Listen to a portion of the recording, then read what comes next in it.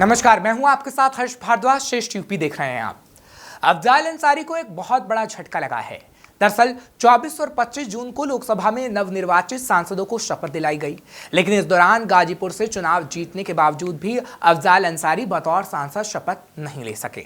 क्या है पूरा मामला और क्यों अफजाल अंसारी को सांसद पद की शपथ नहीं दिलाई गई, समझिए जरा।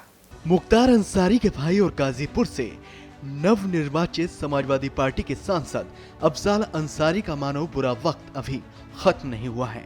तभी तो गाजीपुर में चुनाव जीतने के बावजूद 18वीं लोकसभा में अफजाल अंसारी की भूमिका अभी तक महज एक मूक दर्शक के तौर पर ही रही है।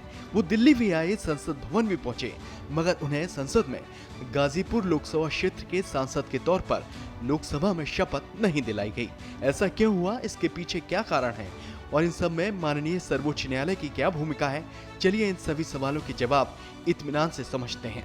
सबसे पहले समझते हैं आखिर अफजाल अंसारी को शपथ क्यों नहीं दिलाई गई, इसके पीछे लोकसभा सचिवालय का पक्ष आखिर क्या है। दरअसल खबर है कि इस मामले में लोकसभा सचिवालय ने अपना पक्ष साझा किया है और बताया है कि ऐसा क्यों हुआ।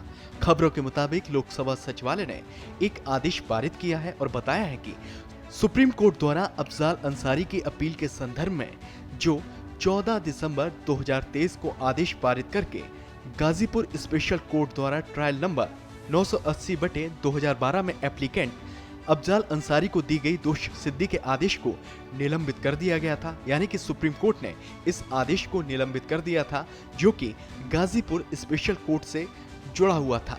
साथ ही साथ इस दौरान सुप्रीम कोर्ट ने अपने आदेश में अफजाल अंसारी को सदन की कार्यवाही में भाग लेने से रोका था।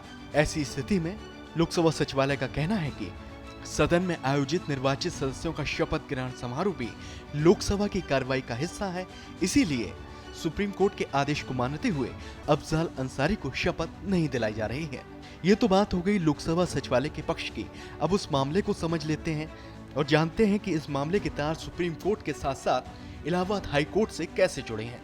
दरअसल सुप्रीम कोर्ट ने पिछले साल 14 दिसंबर 2023 को अफजाल अंसारी से जुड़े एक गैंगस्टर के मामले में मिली सजा पर रोक तो लगा दी थी, लेकिन कई शर्तें भी रख दी थी जो अफजाल अंसारी के लिए अब मुसीबत बन गई हैं। बात यह है कि इलाहाबाद हाई कोर्ट में अफजाल अंसारी से संबंधित यही मामला विचाराधीन है और उसकी अगली तारीख 2 जुलाई है। यानी कि 2 जुलाई को ही अफजाल के भविष्य पर फैसला हो सकता है या फिर ना भी हो, तारीख आगे भी बढ़ सकती है। ऐसी परिस्थिति में सुप्रीम कोर्ट का आदेश ही अंतिम एवं सर्वमान्य रहेगा।